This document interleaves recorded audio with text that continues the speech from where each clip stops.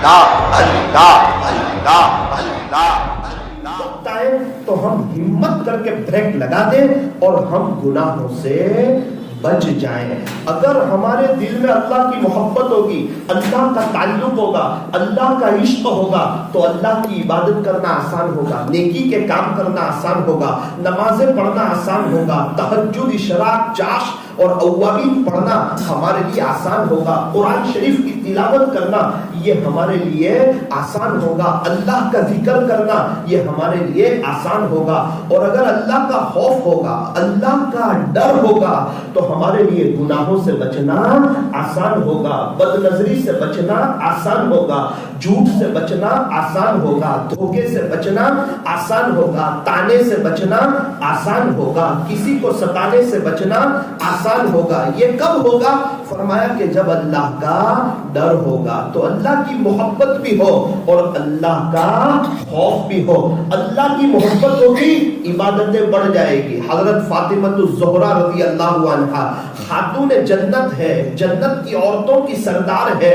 وہ فاطمہ سیدۃ نساء اہل الجنہ، کہ فاطمہ تو جنت کی عورتوں کی سردار ہے۔ وہ فاطمہ بضعۃ منی، سرکار مدینہ حضرت محمد الرسول اللہ صلی اللہ علیہ وسلم نے ارشاد فرمایا فاطمہ تو میرے جگر کا ٹکڑا ہے، جنت کی عورتوں کی سردار بھی ہے، اللہ کے نبی کی لاڈلی بیٹی بھی ہے، اور جنت کے نوجوانوں کے سردار سیدنا حضرت حسن اور حضرت حسین رضی اللہ عنہما کی اماں بھی ہے، اور وہ شیر خدا فاتح خیبر حضرت علی رضی اللہ عنہ کی بیوی بھی ہے۔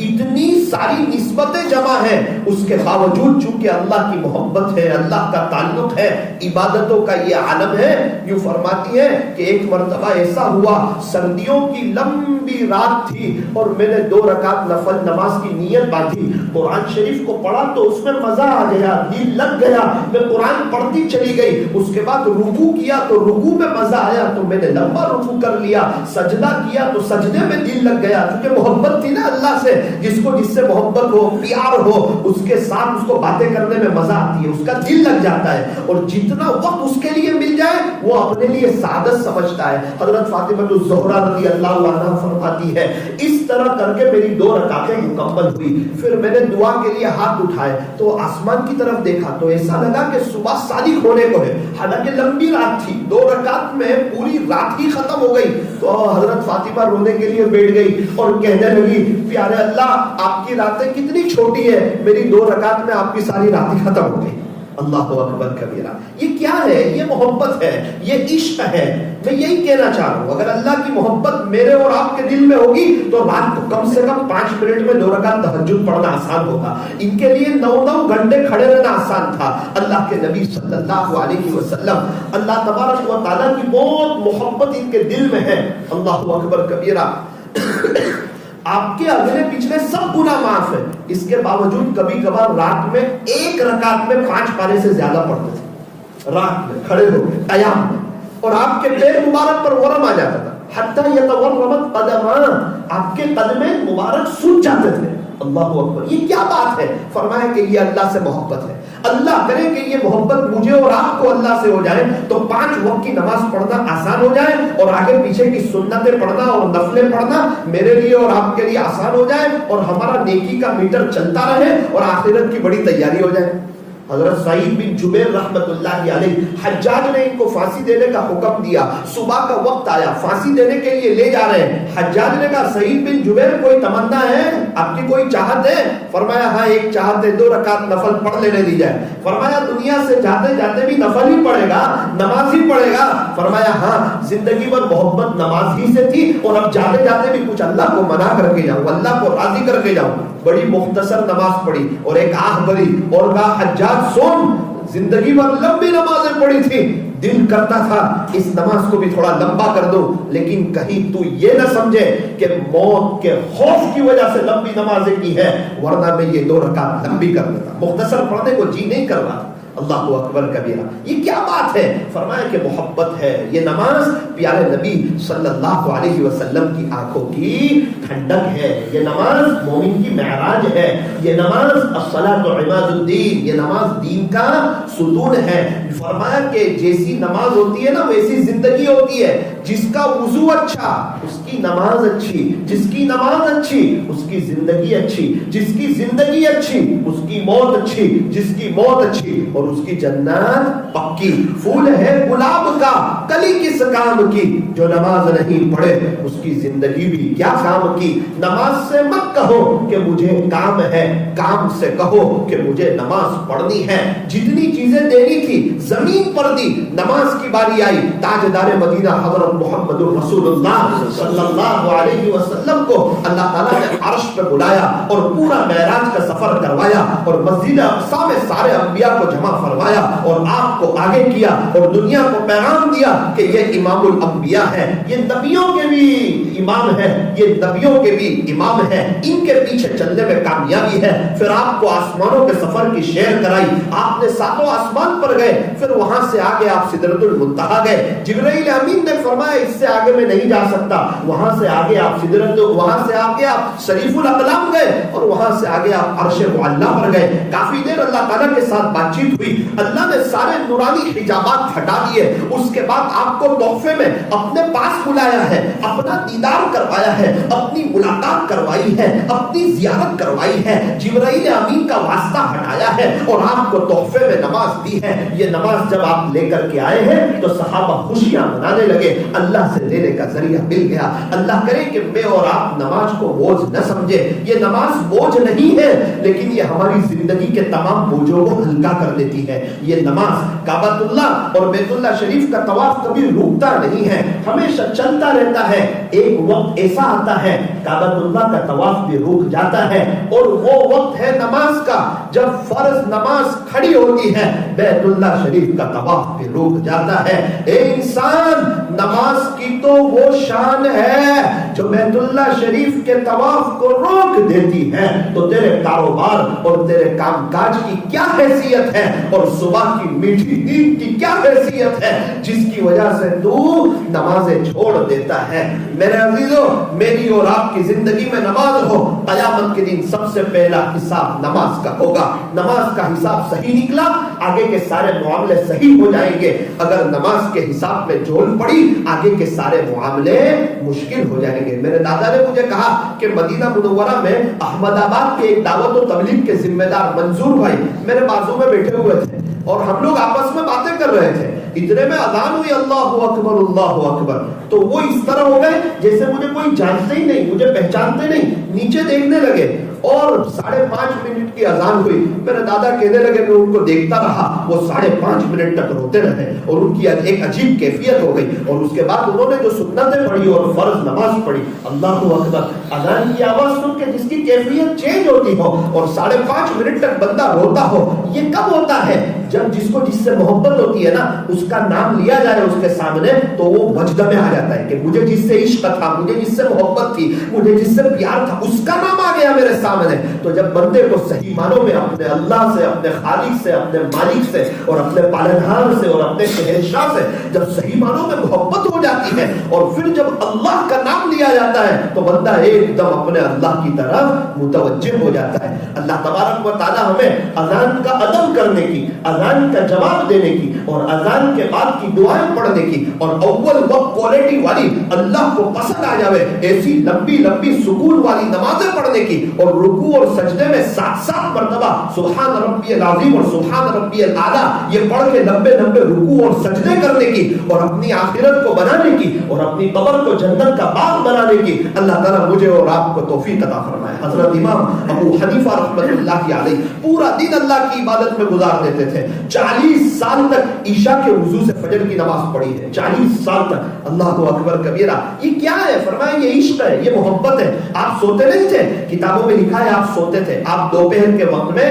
قیلولہ کرتے تھے، تھوڑا اچھا قیلولہ کر لیتے تھے اور اللہ سے دعا کرتے تھے کہ اللہ یہ جو میں سو رہا ہوں، خلاصہ یہ ہے کہ یہ سونے کے وقت میں ایسی برکت دے دے کہ یہ کم وقت میں جو پوری نیند لے کر برکت حاصل ہوتی ہے اور انسان فریش ہوتا ہے، تو اللہ یہ سب آپ کے ہاتھ میں ہے، میں تھوڑی دیر قیلولہ کرتا ہوں، مجھے پورا فریش پیش کر دیجئے تاکہ میں پورا دن اللہ آپ کی عبادت کر سکوں اور مسئلے مسائل لکھ سکوں اور اللہ آپ کے دین کی خدمت کر سکوں. تب جا کے امام اعظم ابو حنیفہ رحمۃ اللہ علیہ ساری رات کتابیں لکھنے میں اور اللہ کی عبادت کرنے میں اور تہجد پڑھنے میں اور لمبی لمبی نمازیں پڑھنے میں گزار دیتے تھے. یہ امام اعظم ابو حنیفہ رحمۃ اللہ علیہ کو اتنا اونچا مقام کیسے ملا؟ کتابوں میں ایک عجیب واقعہ لکھا ہے, عجیب و غریب بات لکھی ہے کہ ایک شخص تھے, وہ نہر کے کنارے چہل قدمی کر رہے تھے, نہر کے کنارے چل رہے تھے, بھوک بڑی لگی تھی, بھوک ستا رہی تھی.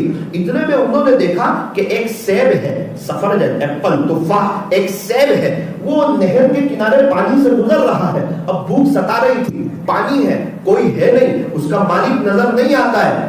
سیب کو لیا, بسم اللہ بول کے کھا لیا.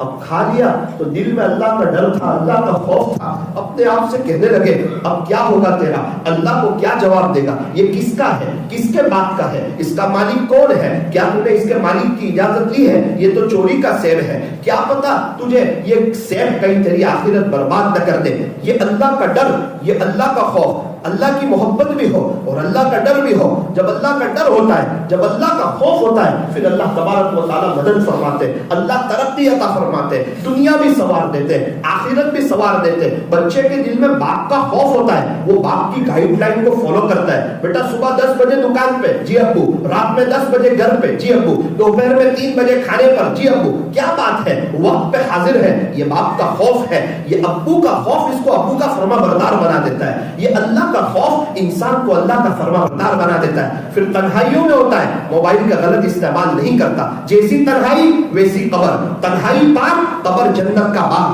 تنہائی ناپاک قبر جہنم کا دھڑا. تنہائی میں چونکہ کوئی دیکھتا نہیں ہے, اس کے اخلاص کا پتہ چلتا ہے, اس کے دل میں کس کی محبت ہے. وہ قرآن پڑھ رہا ہے, وہ ذکر کر رہا ہے, وہ اللہ کو یاد کر رہا ہے, وہ اللہ والوں کے بیانات سن رہا ہے, یا وہ موبائل کا غلط استعمال کر رہا ہے, یوٹیوب پہ کچھ بھی دیکھ رہا ہے, اس کو پتہ نہیں ہے کہ اللہ دیکھ رہا ہے, خالق دیکھ رہا ہے. یہ تنہائی اور قبر کی تنہائی, قبر کی تنہائی میں صرف اللہ کام آئے گا. جس طرح شادی کی پہلی رات آتی ہے, قبر کی بھی پہلی رات آتی ہے اور انسان کی اپنے اللہ سے ملاقات ہوتی ہے. اب یہ فرماتے ہیں کہ میں نے سیب تو کھا لیا, دل میں درد ہونے لگا, افسوس ہونے لگا, کل مر کے اللہ کو کیا جواب دوں گا. نہر کے کنارے چلنے لگے, ایک باغ نظر آیا, دیکھا کہ ایک درخت کی شاخ ہے, وہ نہر کی طرف جھکی ہوئی ہے اور اس میں سے کبھی کبھار سیب گر رہے ہیں. ایسا لگ رہا ہے, گرتے ہوئے دیکھا نہیں, ایسا محسوس ہو رہا ہے. تو باغ کے مالک کو کہا ایسا ایسا واقعہ پیش آیا. اس نے فرمایا کہ یہاں آس پاس کوئی باغ نہیں ہے, آپ نے اسی باغ کا سیب کھایا ہے. تو فرمایا کہ مجھے معاف کر دو, کوئی قیمت دے دو. فرمایا اس کا مالک میں نہیں ہوں, میں تو یہاں کام کرتا ہوں, نوکری کرتا ہوں, اس کا مالک کوئی اور ہے اور وہ بڑے اللہ والے ہیں اور بڑے رحم دل ہیں, آپ کو معاف کر دیں گے, آپ فکر نہ کریں. یہ گئے ان اللہ والوں کے پاس اور پوری داستان سنائی. حضرت نے جھوم کر کے پوری بات سن لی. کہا حضرت معاف کر دو. کہا معاف تو نہیں کرتا, قیمت لے لو. کہا قیمت نہیں لیتا, کچھ کام مجھ سے کروا لو. کہا ایک کام کروانا چاہتا ہوں, اگر وہ کرے گا تب معاف کروں گا, اگر نہیں کرے گا تب معاف نہیں کروں گا. وہ سوچنے لگا جو بتاتے ہیں کر لینے میں فائدہ ہے, لیکن آخرت برباد ہو جائے, اللہ ناراض ہو جائے, قبر جہنم کا گھر بن جائے, یہ ایک سیب کہیں میری آخرت برباد نہ کر دے. اللہ اکبر, ان کو کیا فکر ہے اور کیسی مبارک فکر ہے. یہ ایک سیب غلط نہیں کھا رہے, یہ اپنے بچوں کو حرام کا کہاں کھلائیں گے, یہ اللہ کو ناراض کرنے والے کام کہاں کرتے ہوں گے, یہ بد نظری کہاں کرتے ہوں گے. ایک سیب وہ بھی بھوک کی حالت میں, وہ ان کو تڑپا رہا ہے, وہ ان کو افسوس دلا رہا ہے اور وہ اللہ کے سامنے تڑپ رہے ہیں. کہا مالک آپ جو بھی کہیں گے میں کرنے کے لیے تیار ہوں. مالک نے کہا کہ میری ایک بیٹی ہے لیکن وہ مجبور ہے, وہ معذور ہے, وہ ایسی ہے کہ وہ دیکھنے سے نابینا ہے, وہ بولنے سے گونگی ہے, وہ سننے سے بہری ہے, وہ ہاتھ پیر سے اپاہج ہے. اب میری گزارش ہے اگر آپ اس سے شادی کریں گے اور زندگی بھر اس کو نبھائیں گے تب معاف کرتا ہوں, ورنہ معاف نہیں کرتا. قیمت لے لو, قیمت نہیں چاہیے, ویسے ہی معاف کر دو, معاف نہیں کرتا. آپ کو یہ کام کرنا ہوگا. اپنے آپ سے فیصلہ کیا کہ یہ ایک لوڑی لگڑی لڑکی کو یہ برداشت کرنا مطلوب ہے, لیکن آخرت برباد ہو جائے یہ ہو نہیں سکتا. کہ ٹھیک ہے شادی کرا دو. جھٹ پٹ نکاح ہو گیا, شادی ہو گئی. دوسرے دن حضرت ملے, فرمایا مہمان کو کیسا پایا؟ تو دھڑ دھڑ آنکھوں میں آنسو آ گئے, رونا شروع کر دیا. کہ حضرت آپ کیا بات کر رہے رہے تھے اور میں کیا دیکھ رہا ہوں. جب میں گھر میں گیا اور اس کا چہرہ دیکھا تو وہ تو چاند کا ٹکڑا, اس کی آنکھیں صحیح سالم, اس کے کان اور اس کے ہاتھ اور اس کے پیر اور اس کا دماغ صحیح سالم. آپ تو کیا کہہ رہے تھے؟ اور میں نے کیسا پایا؟ میں نے اللہ کا شکر ادا کیا. ایک غریب آدمی جس کے پاس کھانے کے لیے کچھ نہ ہو, اس کو راتوں رات ایک معافی مانگنے پر اور اللہ سے سچی توبہ کرنے پر اور ایک سیب کھانے کے افسوس پر کہ اللہ کو ناراض نہیں کر سکتا, یہ اللہ کا ڈر میرے دل میں تھا. اللہ نے مجھے کتنی بڑی نعمت دے دی, ایسی خوبصورت حسین جمیل اخلاقی بیوی دے دی. انہوں نے کہا بیٹا یہ کوئی معمولی لڑکی نہیں ہے, میری اکلوتی بیٹی ہے, اس کی بہت شاندار تربیت کی ہے, یہ قرآن شریف کی حافظہ ہے, یہ حدیث شریف کی جو ہے عالمہ ہے, اور یہ آنکھوں سے نابینا اس لیے ہے کہ اس نے نامحرم کو نہیں دیکھا ہے, کانوں سے بہری اس لیے اس نے غیبت نہیں سنی ہے, یہ زبان سے گونگی اس لیے اس نے کبھی جھوٹ نہیں بولا ہے, اس نے اپنے ہاتھ پیر سے اللہ کو کوئی ناراض کرنے والا کام نہیں کیا ہے. وہ اللہ کا شکر ادا کرنے لگا.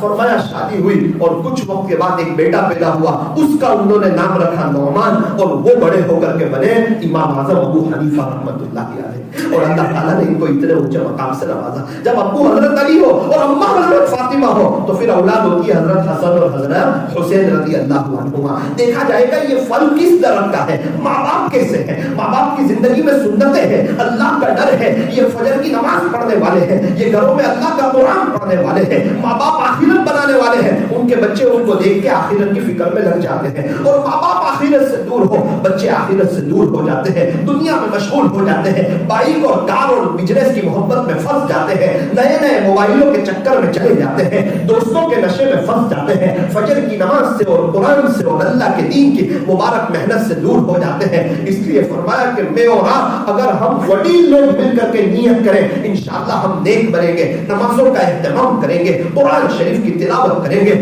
اللہ کے راستے میں وقت لگائیں گے اور اللہ کی محبت اور اللہ کا خوف اپنے اندر پیدا کریں گے, انشاءاللہ اللہ تبارک و تعالی ہمارے گھروں میں بھی انقلاب عطا فرمائیں گے. میرے عزیزو مرنا ہے, مر کے اللہ کے پاس جانا ہے. ایک نوجوان کو ڈاکٹر نے کہا کہ کینسر ہو گیا, 6 مہینے آپ کی زندگی لگتی ہے, اس سے زیادہ نہیں. وہ رونے لگا, تڑپنے لگا, اپنی زندگی چینج کر لی, اسلامی لباس میں آ گیا, ٹوپی پہن لی, 5 وقت کا نمازی ہو گیا, تہجد اشراق چاش اوابین پڑھنے لگا, مالدار کا خوب اللہ کے راستے میں صدقہ اور خیرات کرنے لگا. 2 مہینے میں تو لوگ ملاقات کے لیے آنے لگے اور دعا کرانے لگے, مستجاب دعوات جیسا ہو گیا. لوگ کہتے تھے آپ کو کینسر ہو گیا, مجھے کوئی فکر نہیں, وقت آنے میں مر جاؤں گا, پہلے میں اتنی محنت کرتا تھا, میری زندگی سنتوں سے دور تھی, فجر کی نماز سے دور تھا, قرآن سے دور تھا, اسلامی لباس اور اسلامی کلچر سے دور تھا, اور نئی نئی چیزیں لیتا تھا, مجھے سکون مل جائے, لیکن مجھے سکون نہ ملا. کینسر کی خبر نے میری لائف چینج کر دی. یہ 2 مہینے میں نے سکون سے گزارے ہیں, میرے چہرے پہ نور ہے, الحمدللہ مجھے سکون ہے. 6 مہینے کے بعد ایک رپورٹ نکالا, ڈاکٹر صاحب مسکرائے اور کہا کہ بھائی آپ کو کینسر نہیں تھا, وہ کسی اور بیماری کے اثرات تھے, آپ تو ایک دم اوکے ہیں اور زبردست ہے. معاف کرنا, پہلے ہی آپ کو کینسر نہیں تھا, میں سمجھا تھا کینسر کے اثرات ہیں, وہ بھی شدید ترین آخری لیول کا کینسر, لیکن معاف کرنا آپ کو وہ نیمونیا کے تھوڑے اثرات تھے, کینسر کے اثرات نہیں تھے. ایک بزرگ کے پاس گئے, حضرت مسکرانے لگے. حضرت نے فرمایا کہ بیٹا ایک موت کی یاد نے تجھے 2 مہینے میں ولی بنا کے رکھ دیا. شریعت یہی کہہ رہی ہے موت کو یاد کرو, کون سی رات قبر میں ہوگی پتہ نہیں, میں اور آپ موت کو یاد کریں گے, میں اور آپ بھی اللہ کے ولی بن جائیں گے. آج سے ہماری زندگی چینج ہو جائے گی, مسجدوں کو ہم آباد کرنے والے ہو جائیں گے. اپنی موت کو یاد رکھنا, اپنی قبر کو یاد رکھنا. دنیا کے اے مسافر, منزل تیری قبر ہے, طے کر رہا ہے جو تو 2 دن کا یہ سفر ہے. دنیا بنی ہے جب سے لاکھوں کروڑوں آئے, باقی رہا نہ کوئی, مٹی میں سب سمائے. موت سے کس کو رستگاری ہے, آج وہ تو کل ہماری باری ہے. آگاہ اپنی موت سے کوئی بشر نہیں, سامان 100 برس کا پل کی خبر نہیں. صبح ہوتی ہے شام ہوتی ہے, عمر یوں ہی تمام ہوتی ہے. کر لے عبادت جوانی میں, یہ سستی اچھی نہیں. جب آ جائے بڑھاپا تو پھر کچھ بات بنتی نہیں. کر لے توبہ بھی وقت ہے, پھر یہ نہ کہنا کہ حساب بہت سخت ہے. اٹھ بندے باندھ کمر, کیا ڈرتا ہے, پھر آگے آگے دیکھ اللہ کیا کرتا ہے. اے انسان اب بھی فرصت توبہ ہے, دیر نہ کر, وہ ابھی گرا نہیں، جو گرا پھر سنبھل گیا۔ سارے قبرستان والے توبہ کرنے کے لیے تیار ہیں، اللہ ان کی ایک سننے کے لیے تیار نہیں ہے۔ ریزن کے وقت ہونے سے کام نہیں چلتا۔